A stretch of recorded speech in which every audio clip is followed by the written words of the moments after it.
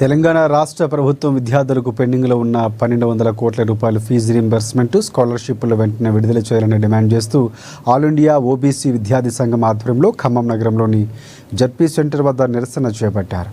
ఖమ్మం నుంచి హైదరాబాద్ వరకు మహాపాదయాత్రకు మాజీ మంత్రి శ్రీనివాస్ గౌడ్ జెండా ఊపి పాదయాత్రను ప్రారంభించారు.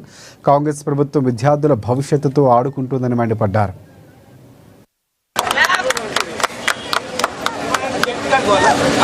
గౌరవనీయులు మన మాజీ యూత్ మినిస్టర్ విద్యార్థి హైదరాబాద్ సెంట్రల్ యూనివర్సిటీ విద్యార్థి నాయకుడు రాకేష్ దత్తా ఆధ్వర్యంలో ఈ తెలంగాణ రాష్ట్రంలో కాంగ్రెస్ ప్రభుత్వం వచ్చిన నాటి నుంచి దాదాపు 9,170 కోట్ల బకాయి ఉంటే ఇప్పటి వరకు వాళ్ళు పే చేసింది college fees reimbursement only 300 crores 300 కోట్లు మాత్రమే పే చేశారు. వీళ్ళు కాలేజీ యాజమాన్యం ధర్నాలు చేయగా చర్చల మీద చర్చలు చేసి మేము పే చేస్తాం, ఇమ్మీడియట్గా ఒక 1,200 కోట్లు పే చేస్తామని చెప్పి వాటికి టోకెన్లు కూడా ఇవ్వడం జరిగింది. ఇంతవరకు ఒక్క రూపాయి కూడా రిలీజ్ చేయలేదు.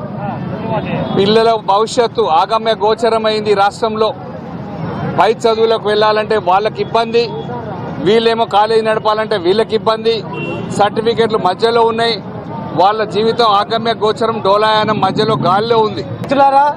ఈరోజు రాష్ట్ర ప్రభుత్వానికి విద్యార్థుల పట్ల సోయి లేదు, విద్యార్థుల భవిష్యత్తు పట్ల సోయి లేదు. 5 సంవత్సరాలు ఎట్లా పరిపాలన చేయాలి,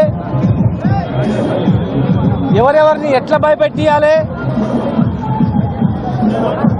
ప్రభుత్వానికి వ్యతిరేకంగా మాట్లాడితే ఎట్లా కేసులు పెట్టాలి, ఎట్లా లూట్ చేయాలి, ఎట్లా మోసం చేయాలి, ఎలక్షన్ హామీలు ఎట్లా తుంగల దొక్కాలి అనేటువంటి ఆలోచన తప్ప వేరే ఆలోచన లేదు. మేము కొట్లాడి తెచ్చుకున్న తెలంగాణ ఇదే ఖమ్మంలో కేసీఆర్ గారిని అరెస్ట్ చేస్తే ఖమ్మం మొత్తం ఐక్యమే కాపాడింది. తెలంగాణ రాష్ట్ర సాధనలో ఒక ప్రధాన భూమిక మరి యజమానులకి ఫీజు రీయింబర్స్మెంట్ రిలీజ్ చేయాలి కదా.